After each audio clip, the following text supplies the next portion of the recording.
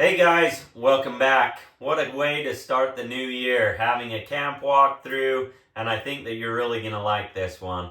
The thing that's going to be so special about this camp is the customers that spec this camp out, they actually have a camp already. They've had a camp for a couple years, and so they've been able to take the things that they've learned from using that camp, the things that they've liked, disliked, all of that information, and be able to incorporate it into the build of this one. So I really think that you're going to enjoy what they've decided to do with this camp, and I'm excited to show you. So we'll go ahead and start on the exterior of the camp.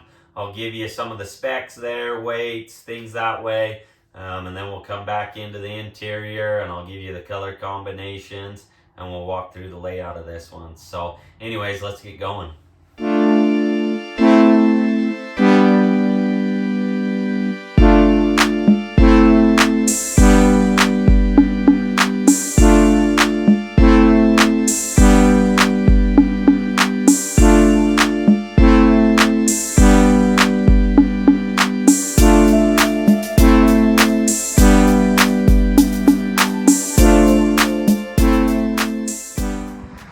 Alright guys, as always, we're going to be racing the sun as well as competing with the road noise of everyone getting off work. So, as I mentioned in the intro, this is a super nice camp. This is a little bit smaller than some of the ones that you've seen recently. This is an X27, so about a 21-foot box. So a little bit smaller. Most of the ones we've been doing lately have been that 24-foot X30. So this one's a little bit smaller, but it definitely doesn't lack anything. So while it's somewhat sunny, we're going to go around this exterior, show you what's going on with it. As mentioned, X27, so the wider 102 inches exterior width, 96-inch interior. And then this one weighs in at 9,400 pounds. So a little bit, about 1,000 pounds lighter than what those X24s have been coming in at. Diamond plate on the front. This is standard on all of our camps. You can do the diamond plate wainscot down the side, which is an addition. The next camp that you'll see will have that, so you'll be able to see that. Some of our other camps, you can do whatever. They're all custom. So anyways, it's got the Dutch door, which is also a standard thing. We can do them with the fixed panel, so it's just a one-piece door instead of that split Dutch door. Maybe I'll just show you while I'm here. Some of you, I've had some comments lately that you want me to show you how that we're doing some things, so I'm gonna go ahead and just show you while I'm thinking about it. So that top half's gonna split, open up. This is very traditional. A lot of your old sheep camps, they use this to regulate temperature with the new windows and fans and all sorts of stuff that way. I wouldn't say that that's a necessity to regulate temperature, but it is kind of cool. You get to a nice location, being able to open that top half is kind of nice. So, and then it latches to make it a one piece. Hard to do with one hand. And then it's got that double seal all the way around, so a seal on the exterior of it as well as the interior. That's one thing that we get asked a lot, is with the door being on the front, does it catch a lot of stuff? And it does. I mean, being on the front, you'll notice you get a lot of bugs on the front, traveling down the road, water, all sorts of stuff. So, but we do our best to keep that door sealed. So, little broom holder with these horseshoe hooks, kind of a nice touch. This one I've got to wash it, as you can see. Fold up steps, these will flip over, and they're pretty dang heavy. I know that I'm a strong guy and I make it look easy, but those things aren't going anywhere as you travel down the road. So that's another question that I frequently get asked about those, if you got to secure them or anything. I never have. I do have some customers every now and again that'll take a bungee cord or whatever and run it over just for peace of mind, but not needed. So 2 5/16 coupler, it is adjustable, so we can really fine tune it. If you set this up with an equalizer hitch, We can also fine tune that, as well as drop hitches on trucks or anything, to really get this to where the ride characteristics are great with it. I mentioned in most of the videos, each of our camps is specifically designed for the weight, the axle placement, everything, to where they tow exceptional. Your average travel trailers, I don't have many of them here right now, but they're on a generic frame pretty much. They design one frame, it's for a specific model, and then they put 15 different floor plans on it. So if by chance you get the floor plan that the frame was designed for, it's probably going to pull pretty good. If you get one of the other 14, probably not so good. But that's not something that we do here. Our axle placement is all based on a formula to make sure that we get the proper tongue weight to where these pull good. I mentioned to a lot of our customers, this would be very comparable to pulling a gooseneck fifth wheel. They pull exceptional. I've never pulled a bumper pull that pulls like one of these. And a lot of that is because they're a lot heavier too. The stance, it just makes them very stable on the road. So 2 7-gallon, 30-pound propane tanks in the cover. This one's got the electric jack on it, Bully Dog. I like to use quality products where we can find them, and this is one that we found works pretty good. So that was an upgrade that they added. This does have the storage to where these grates pull out. You can keep tire chocks, sewer elbows, whatever, things that you're not worried about being in the elements and stuff, but also that you don't want to put inside storage that's going to get things dirty and stuff. So things, I mean, even stabilizer jack blocks, things like that is what I keep in here. This one has the stabilizer handles in it to where they can drop down those stabilizer jacks and things. But that's the kind of stuff I keep in there. Like I say, it frees up storage that I could use for things that, you know, are maybe a little more important to me. So let's come around to this side. As you can see, this one has the awning on it. That was an upgrade as well. So like I say, these are all custom to where you can get them however you want it. And a lot of these things, like the awning, for example, the air conditioner, all of those things I can add on later. So if you decide you go use the camp, decide you want it, those things can all be added. Now granted, a lot of our customers aren't from Utah where we manufacture these, so that could be a little bit trickier. But I mean, like the air conditioners, for example, I wire every camp for an air conditioner, whether it gets it or not, just because it makes it a lot easier if down the line you want one and you're not from around here. All of the repair place has to do is call me. I can tell them where that air conditioner hole is, and it's just a matter of putting it on. So this one does have the heated and insulated tank enclosure.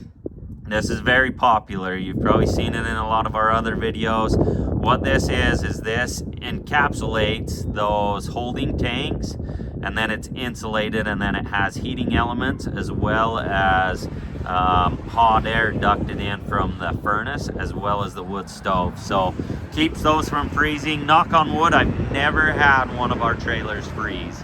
At least freeze and break anything. So, and we've had them in Fairbanks, Alaska, where it's been -20 for multiple weeks. I mean, these see some pretty intense climates and different temperatures. So that is a nice feature. If you are using it in the colder environments, I would say that that's a good add-on. So outside shower you have here. This just has all of your hookups, a quick connect hose, hot and cold. Nice for spraying off the dogs, spraying off the wife, whatever. 6-gallon water heater. You can do these both in propane or electric, or a combination of both, I guess I should say. This has been a pretty good product. I like Suburban products. We're actually in a transition where I'm switching out furnaces even to Suburban furnaces. I've just had a lot better luck with their products. So you got your frosted bathroom window. This is an exhaust fan in the bathroom, so it pushes out and ventilate that bathroom. You've got your 8-lug 16-inch rims. These are 7,200 pound axles, 10-ply tires. then on this one, a little bit different setup in the back here. This has got a bigger door, and it has the pull-out camp chef in it. And then we've left this open to where once that customer comes, we can either do a shelf in the top, leave them some room for some Dutch ovens and stuff, clean that up a little bit for them. And then same thing on these exterior doors there. They're a double seal, and then they've got these locking latches as well to where they're keyed, to where you can keep everything locked up. Spare tire. This has got a crank just like you would on your truck, and it's also the same size as what those stabilizer jacks are, so makes it nice if you do have to change out a tire or anything, quick and easy. Everything's DOT compliant. We're also compliant in Canada with all of our marker lights, corner lights, all of our marker lights on the top. And then another big back door here in the back. This is where the freshwater tank is.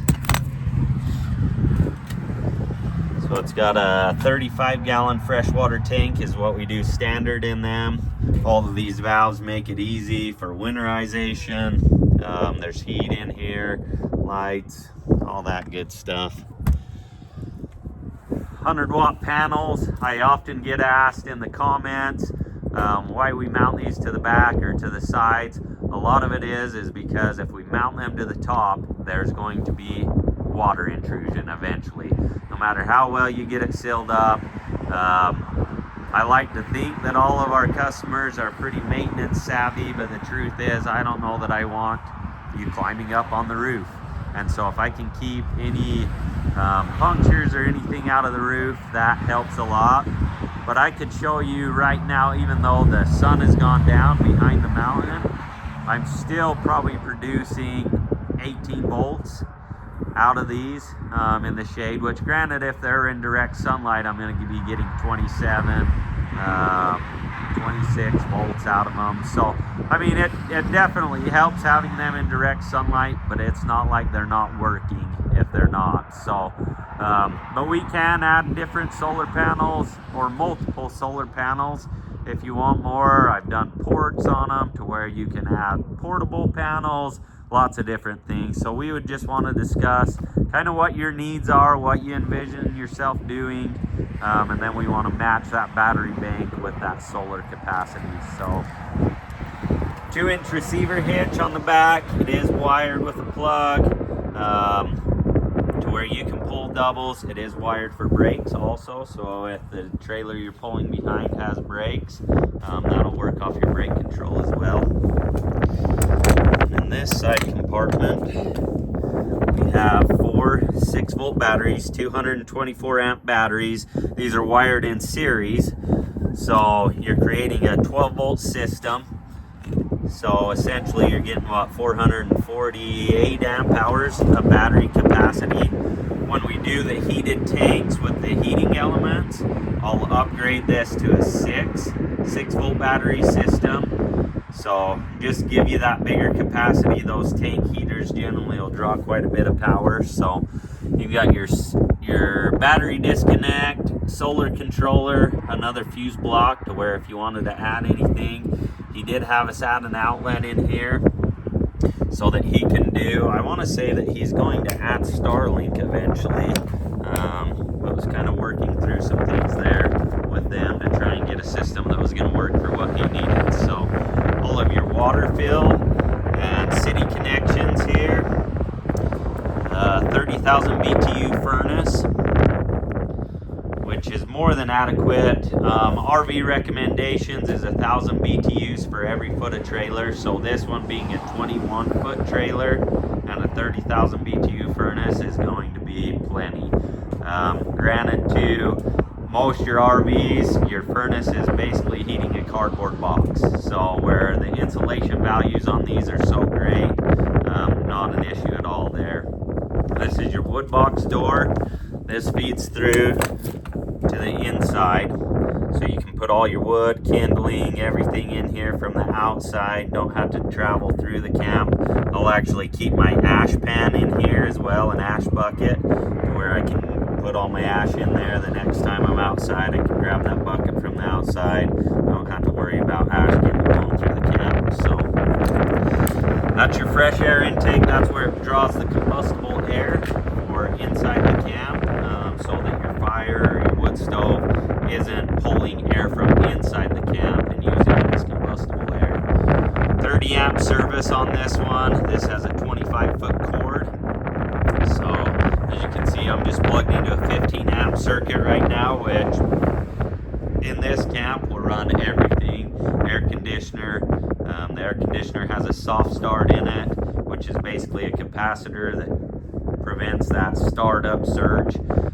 So it's easy to operate on a lower voltage. So fridge vents, your sewer outlets, and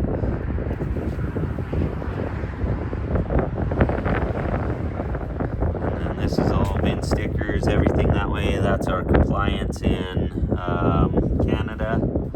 So anyways, I think we did pretty good. We beat the sun, so we're gonna go ahead and go in and show you what's going on in there.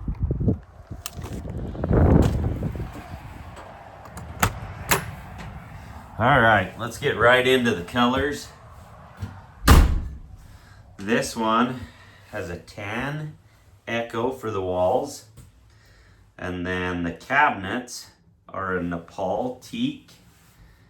Countertops are a Typhoon gold, and the flooring is a Mannington brand, and it's the Seaport Sandpiper.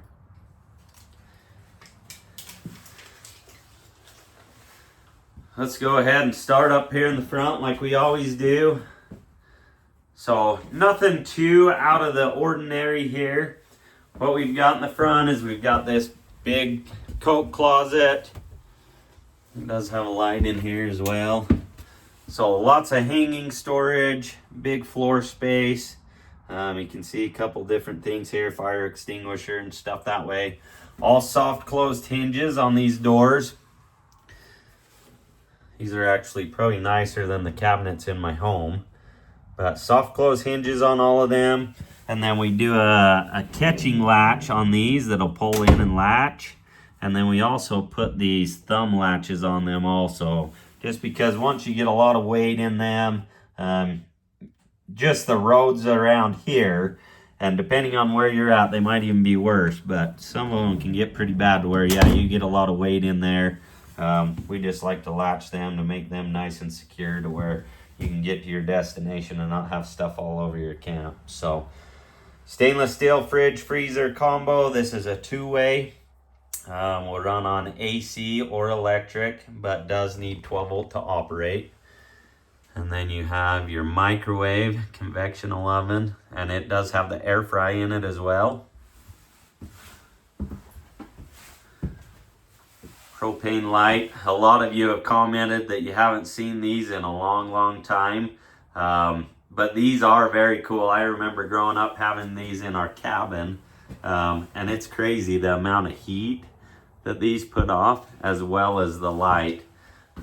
You could turn off all the 12 volt lights in here, and this thing will pretty well light the camp. So kind of cool that way. I like using it especially early spring, early fall, when the temperature is chilly, but it's not quite cold enough that I want to fire up the wood stove.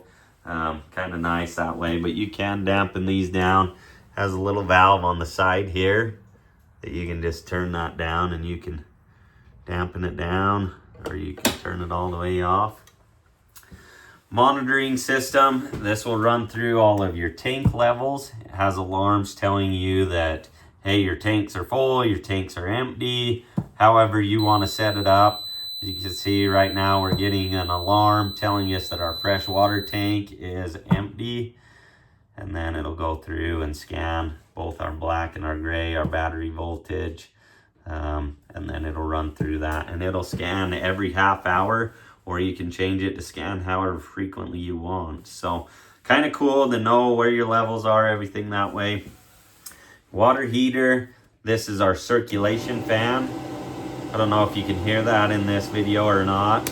But what it is it's a fan that circulates. It actually pulls hot air from around the wood stove and circulates it throughout the camp. So this is especially important with your heated tank setup, because what will happen is you could turn on your furnace and you could run that furnace and keep those tanks warm. But most of our customers, when it's winter or when it's cold, they want to use that wood stove. So when you get that fire stoked up in the wood stove, your thermostat is going to be satisfied for your furnace. And so you're no longer circulating warm air down into that tank enclosure. And so that circulation fan allows you to circulate warm air from the wood stove in the camp as well as into that tank enclosure. So kind of a cool feature. We got AC outlets, some overhead storage. These are on gas struts, also with the soft close hinges. So that keeps everything from falling out as you travel. You can see the resistance on these keeps everything from falling out as you're traveling. This one has the 3-burner cooktop. And then got a bank of drawers, some open storage, and then more open storage underneath here. And all of our fuse panel with our breakers in there. More AC outlets, heat registers. And then you've got the wood stove. I've got it feeling really nice in here, so I might stay in here for a while. 48-inch window. This customer, they're gonna do their own curtains. And then a bench. I'm still waiting on my cushions here. This just has a soup box in here. So keep everything in there, and then below it is all open storage. And then they also added this little, this would be kind of the equivalent of like the trundle bed. But it's just a little storage drawer that they can keep stuff in. I don't know, guns, whatever in there. And then it just latches. Yeah, and you probably, by the time we get the cushions on here, you probably won't even see it. So kind of hidden that way. Got the pull-out table. They wanted it set up to where they could sit on the bench as well as their recliners and still use the table.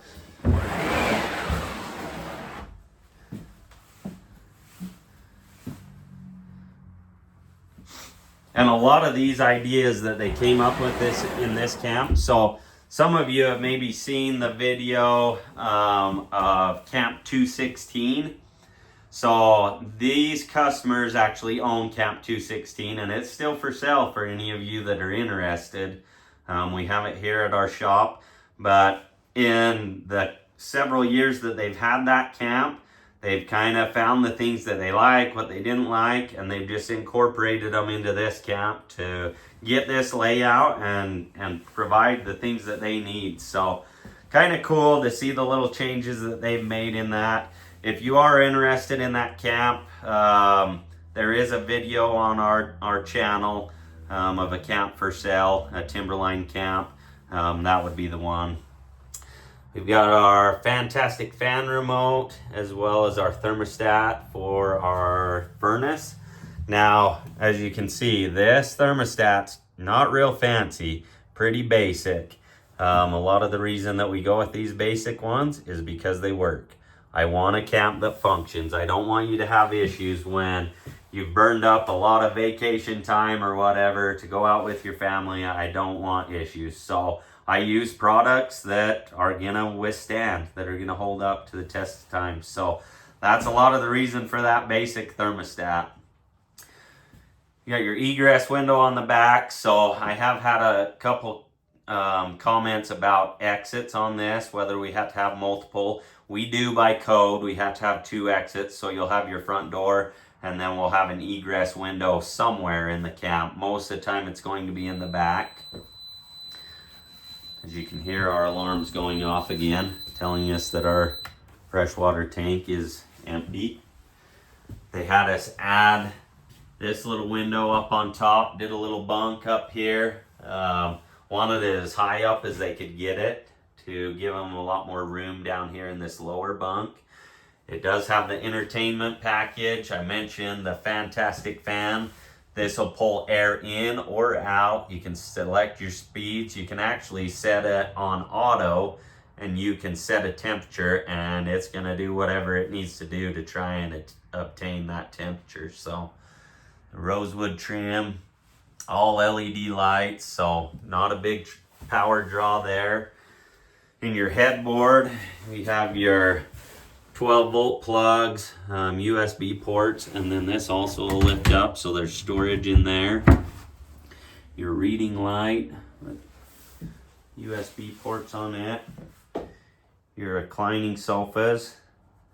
This is a lighter color. You probably, those of you that have seen our videos, a lot of customers go with the darker brown colors, but I really like this color. You can see they lay down pretty dang flat to where you get laid down in one of those across from the wood stove and it's lights out. Horseshoe hooks. Another big 48-inch window. 12-volt plug, stereo. More overhead storage. And then this one's got the pull-out cutting board with a bank of drawers below it. And then a tip out for the sink. Big stainless steel sink, just the single sink, but still plenty of room. And then below it, they've actually got the water heater in here, so all of your access to winterization and bypass is super easy to access there. Pull out pantries. We got an upper and a lower pantry there. And then a little storage up above it. And then the bathroom configuration is just a little bit different in this one as well. So, medicine cabinet. They didn't do the vanity in this one with the sink, which actually gives them quite a bit more room, because they did, where this camp's a little bit smaller, it actually gave them a more spacious bathroom. So they have an open towel closet here, your porcelain toilet, and then this one has the 32 by 36 shower pan. 32 by 32, sorry. And then the stainless steel glass door. And then, as I mentioned, on the exterior, the frosted window, the exhaust fan, mirrored medicine cabinet. This is an 1.5 inch thick door, very stout. Has the continuous hinge all the way to support that much weight, but it's not your typical flimsy door that you normally find in the RVs, so kind of nice that way. But anyways, I hope that you've enjoyed this walkthrough. I think that it's turned out super nice.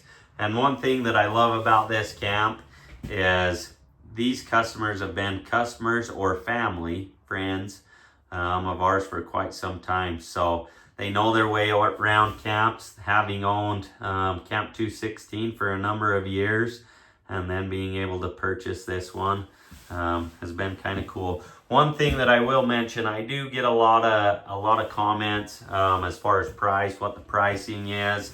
And I've kind of been a little reluctant to give any pricing, just because pricing varies so much based on camps. And a lot of times, if you read through the comments and stuff, I mean, as of this time right now, our camps are going to start out right around 40,000, and they can go upwards to about 100,000. The way that this one sits, they're right around, 60, mid 60s with their upgrades and stuff. And so that'll kind of give you a ballpark. If you want a more accurate price and you kind of know what you're looking for, my suggestion would be to get on our website, and you can fill out a spec sheet on there. What that'll do is that'll go directly to Dave's email. He can look through that. If there's any questions or anything, he can call you. but he could give you a more exact price. That's probably the best way to go about it. Just because, like I say, I could tell you this would be a base price or whatever, but I think it'd be a lot easier to get you a better price, and that would be the best way to go about it. So anyways, I appreciate you guys for watching. There's been a ton of interest. I think that a lot of you probably didn't have work or something over the holidays, because yeah, you've been sharing our videos and getting them out in front of a lot more people. So I really appreciate you guys, and stay tuned. I've got more camps coming up.